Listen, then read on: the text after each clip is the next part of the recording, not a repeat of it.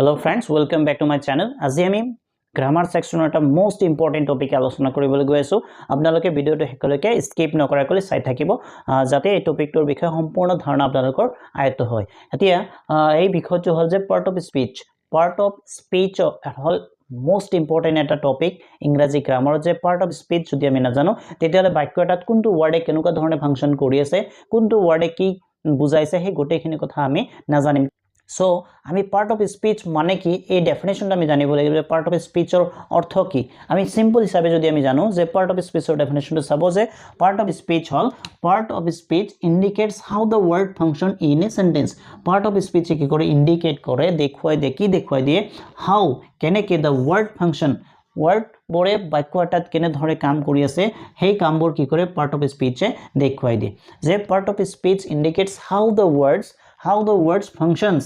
in a sentence part of speech এ বাক্য এটাত যিবোৰ শব্দ থাকে পাৰ্ট থাকে সেই পাৰ্ট বৰে কেনেকুৱা ধৰণে ফাংচন কৰি আছে কোনটো ওয়াৰ্ডে কেনেকুৱা ধৰণৰ ভূমিকা গ্ৰহণ কৰি আছে এই গোটেইখিনি কথা কি কৰে ডিসকাস কৰে সো আহক আমি পাৰ্ট অফ স্পীচৰ প্ৰকাৰ কেটা জানিলো যে ইংৰাজী গ্ৰামাৰত there are 8 part of speech in English grammar so part কেটা আমি জানিলো যে নাম্বার 1 noun আমি কাক কম যে person place or things এই noun বোৰ হ'ব যে person place or things or naming word number 2 pronoun hall replaces of noun যে noun or হলনি আমি যিবোৰ শব্দ ব্যৱহাৰ কৰিম word ব্যৱহাৰ কৰিম সেইবোৰক কি কম আমি pronoun তাৰ পিছত number 3 আহিব আমাৰ verb আমি জানো ইতিমধ্যে আমি ডিসকাস কৰিছো verb হল action word বাক্য এটা যি শব্দই কি কৰে action কৰি আছে বা কৰা দেখুৱাইছে সেইটোৱে হ'ব আমাৰ verb তাৰ পিছত আহিল নাম্বাৰ 4 adverb কি কৰে describe the verbs adjective যে বা adverb কি কৰে verb বোৰক describe কৰে বেসিকে আৰু adjective বোৰক কি কৰে describe কৰে সো নাম্বাৰ 5 আইছো আমি adjective কি কৰে describe nouns and pronouns noun or pronouns কি কৰে describe কৰে adjective নাম্বাৰ 6 আহিব আমাৰ preposition কি কৰে যে shows relationship কি কৰে সম্বন্ধ দেখুৱাই প্ৰিপজিশনে তাৰ পিছত আহিল আমাৰ নাম্বাৰ 7 কনজাংশনে কি কৰে জয়েন ওয়াৰ্ড কনজাংশন হল আমাৰ জয়েনিং ওয়াৰ্ড কি কৰে হেইবোৰে কি কৰে ওয়াৰ্ড বোৰ জয়েন কৰে আৰু কি কৰে কেতিয়াবা ফেজ বোৰক কি কৰে জয়েনিং কৰি দিয়ে নাম্বাৰ 8 আহিল আমাৰ ইন্টাৰজেকশনে কি কৰে যে express and emotion ইন্টাৰজেকশনে কি কৰে যে express and emotions যে ইমোশন বোৰ কি কৰে তেওঁলোকে এক্সপ্ৰেস কৰে সো আমি গোটেই কেটা পাৰ্টৰ বিষয়ে এই পাৰ্টস অফ স্পীচৰ যে 8টা প্ৰকাৰ আছে গোটেইখিনিৰ বিষয়ে আমি ডিটেইলছত আলোচনা কৰিম আপোনালোকে ভিডিওটো স্কিপ নকৰাকৈ হেকলৈকে চাই থাকিব সো আহক আমি স্টাৰ্ট কৰো সো পাৰ্টস অফ স্পীচৰ প্ৰথম ভাগটো আছিল আমাৰ নাউনে কি কৰে যে পারসন প্লেস অর থিংস ডেফিনেশনটো আমি চাই লৈছো যে naming words are called noun যে নাম মাত্ৰাই হল নাউন নেমিং ওয়াৰ্ড আমি সেন্টেন্স বোৰত যিবোৰ নেমিং ওয়াৰ্ড পাম হেই naming word পৰে হ'ব আমাৰ noun it may be the name of things place or person place or things এটো কোনোবা ব্যক্তি বা কোনোবা ঠাই বা কোনোবা বস্তুৰ নাম হ'ব পাৰে আমি एग्जांपल চাই লৈছো যে ৰাম ৰহিম দিল্লী টেবল চেয়াৰ গুৱাহাটী এইবোৰ হল একটা নেমিং ওয়াৰ্ড সো এইবোৰ আমাৰ কি হ'ব noun সেন্টেন্সত কেনেকৈ থাকে চাব যেনেকৈ Ram is a boy Ram is a boy. এইটোত Ram naming word boy এজন লৰা এই দুইটাই কি হ'ব আমাৰ noun তাৰ পিছত Delhi is a city Delhi and city এতে কি হ'ব noun naming word there are 12 desks and benches 12 desks and benches there are 12 desks and benches এইবোৰ কি হ'ব একটা নেমিং ওয়াৰ্ড সো এইবোৰ কি হ'ব নাউন যে it may be da name of person place or things এতে প্লেসৰ নেম হ'ব পাৰে এনেকে মানুহৰ নাম হ'ব পাৰে কেতিয়াবা বস্তুৰ নামও হ'ব পাৰে এইবোৰ গোটেই কিটা হ'ব একটা নাউন সো নেক্সট পাৰ্ট 2 আছিল আমাৰ নাম্বাৰ 2 আছিল pronoun কি হয় যে ৰিপ্লেসিং অফ নাউন যে নাউনৰ হলনি আমি যিবোৰ শব্দ ব্যৱহাৰ কৰো হেইবোৰে হ'ব আমাৰ pronoun যেনেকুৱা মই এতে লিখিছিলো ৰাম ইজ এ বয় এইটো বাক্যটো যদি মই আকৌ বাৰে বাৰে লিখো যে Ram is a good boy, Ram is a good boy, Ram goes to school, Ram goes to school, এতে চাব ৰামটো আমি বাৰে বাৰে ইউজ কৰিছো,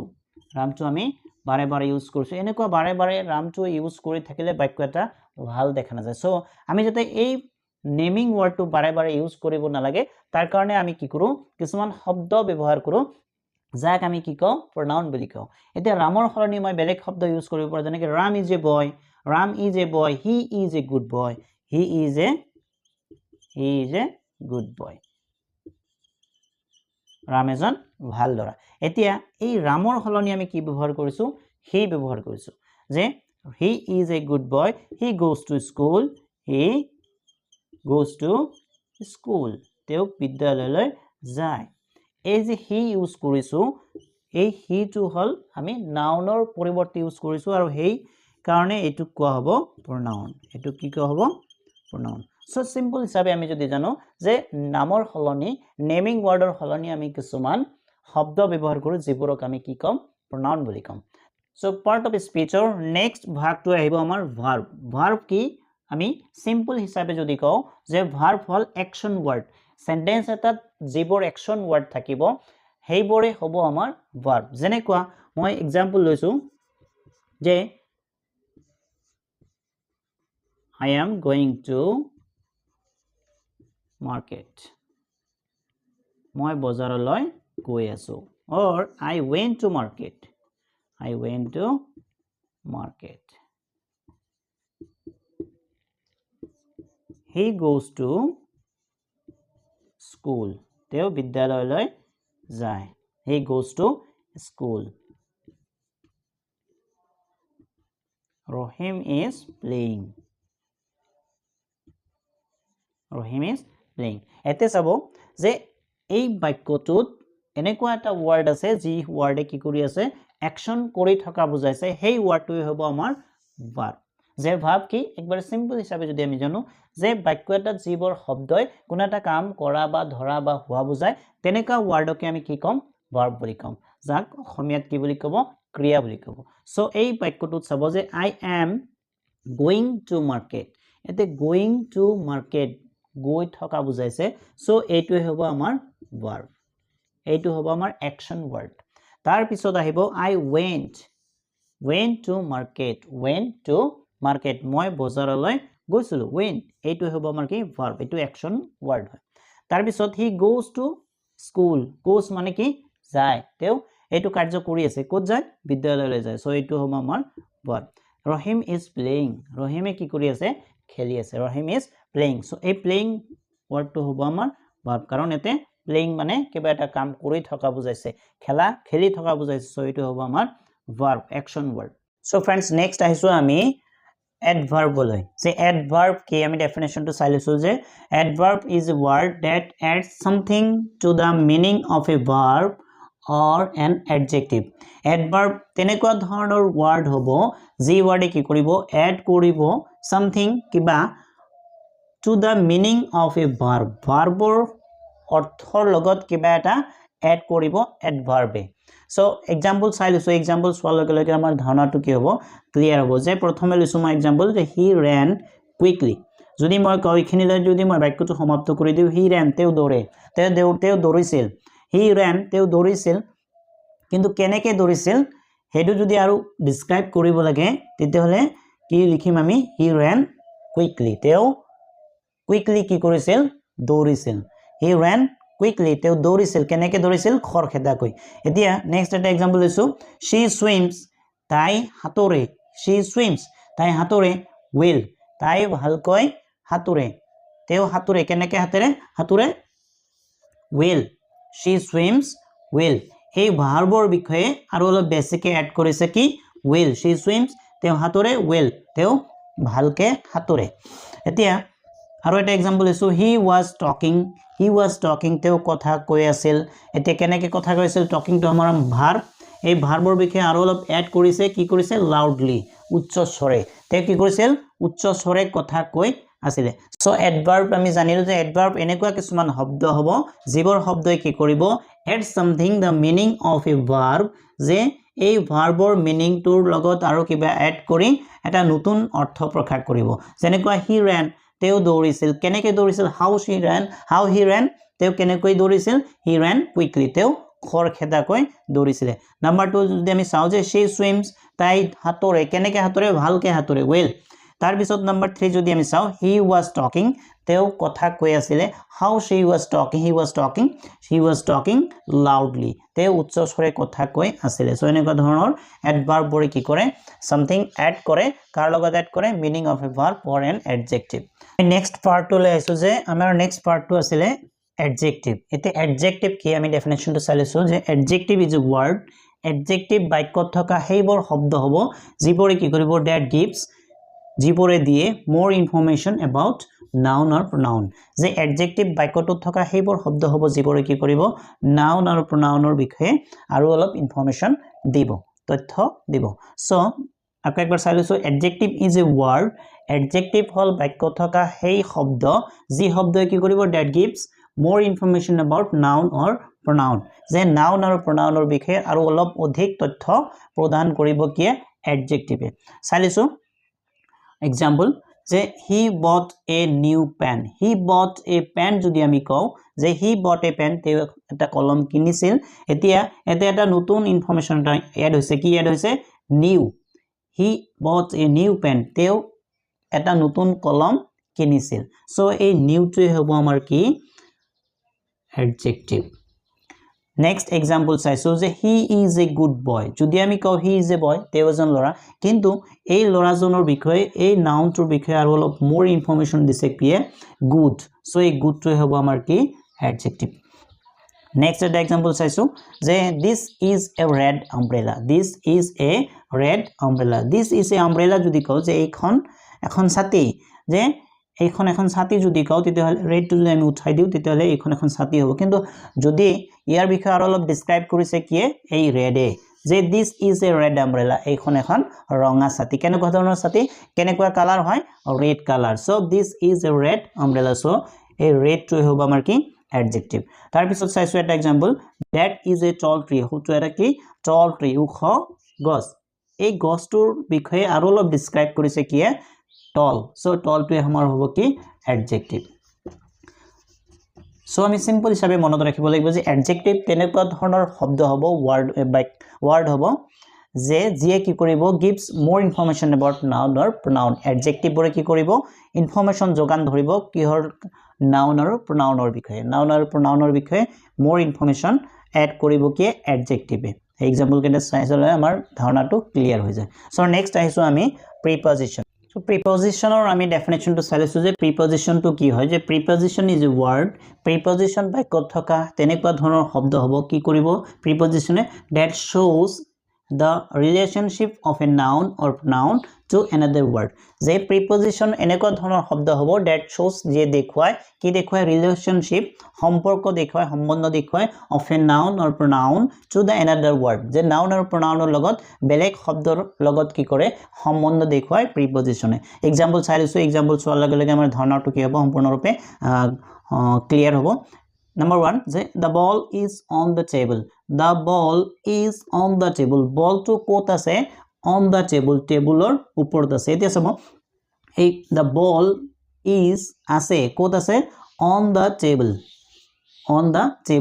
or uporot ase so ei on to ki korise ball aru table or logot ki korise eta connection dekhoise the ball to ase kot ase on the table or উপৰত তাৰ পিছত number 2 চাইছো I go to school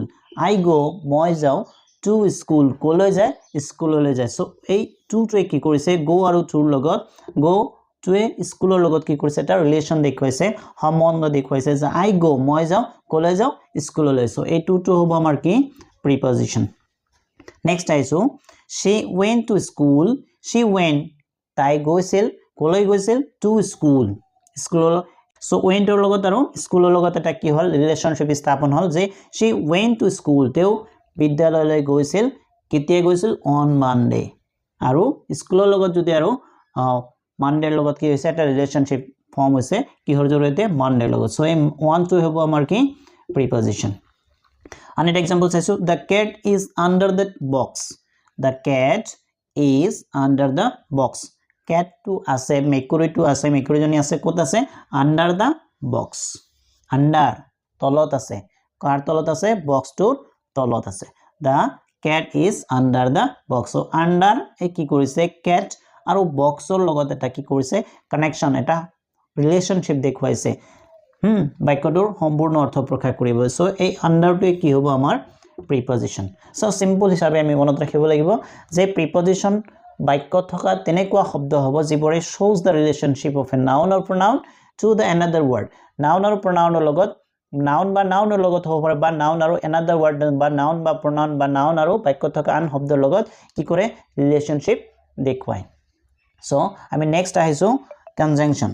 So conjunction or definition of misalisu je conjunction is a word that join two words or phrase or sentences. Je conjunction bor ki hobo baikot thoka tenekwa shobdo hobo jibor ki koribo that join jibore hongjok koribo ki hongjok koribo two words duta word hongjok koribo pare or phrase duta phrase hongjok koribo pare ba duta বাক্য একলে কি করিব পারে সংযোগ করিব পারে so conjunction আমি একেবারে সিধাকে একেবারে সিম্পল হিসাবে যদি আমি মনত রাখিব লাগে কনজাংশন তো হল এটা জয়নিং ওয়ার্ড যিপরে কি করে দুটা শব্দ বা বাক্য বা ফ্রেজ কি করে জয়নিং করে এক্সাম্পল লৈছো যে রাম এন্ড রহিম আর ফ্রেন্ডস রাম এন্ড রহিম এতে রাম আর রহিমক কি কৰিছে এই এন্ডৰ জৰিয়তে কি কৰিছে এড কৰিছে সো এই এন্ড টু হ'ব আমাৰ কি conjunction joining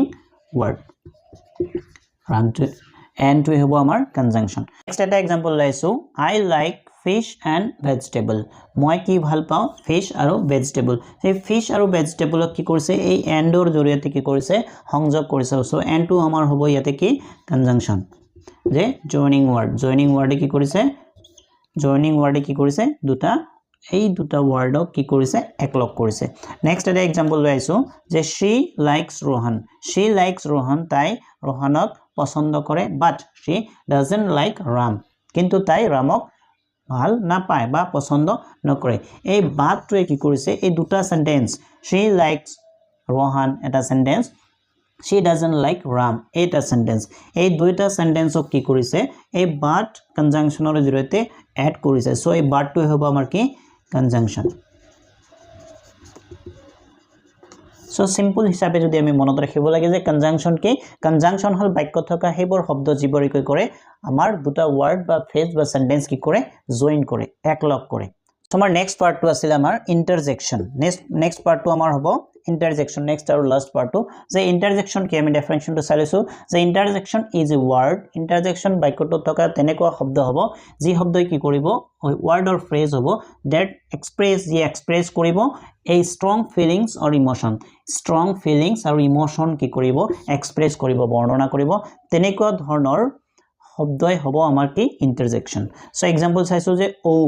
ura och alas ও আমি কেতিয়াবা কোনো এটা ঘটনা ইনসিডেন্ট দেখিলে বা কেনে কোনোবা এটা ভাল বস্তু এটা দেখিলে মনৰ পৰা ঘপককে এটা শব্দ বাহিৰ কৰে wow what a beautiful scenery this is hurrah we have won the match oh it's hurt me এনেকুৱা ধৰণৰ শব্দই হমৰ কি ইন্টাৰজেকশন সিম্পল হিচাপে যদি আমি মনত ৰাখিব লাগে যে ইন্টাৰজেকশন হল তেনেকুৱা ধৰণৰ কিছুমান বাক্যত ব্যৱহাৰ কৰা শব্দ যিবোৰে কি কৰে আমাৰ ষ্ট্ৰং ফিলিংস আৰু ইমোশন কি কৰে এক্সপ্ৰেছ কৰে সো এক্সাম্পল লৈছো যে wow it's beautiful এটো বৰ ধুনিয়া তাৰ পিছত হঠাৎ মানুহ এজন মৰাৰ খবৰ শুনিলে আপুনি খবৰ শুনাৰ লগে লগে আপোনাৰ মনৰ পৰা কপকে বাহিৰ হ'ব পাৰে আলাস হাই the man has died মানুহজন ঢুকাল তাৰ পিছত এটা প্ৰাকৃতিক সৌন্দৰ্য ধুনিয়া এটা প্ৰাকৃতিক সৌন্দৰ্য দেখা পালে তেতিয়ালে দেখাৰ লগে লগে আপোনাৰ পৰা মনৰ পৰা এটা শব্দ বাহিৰ হ'ব পাৰে যে wow what a beautiful scenery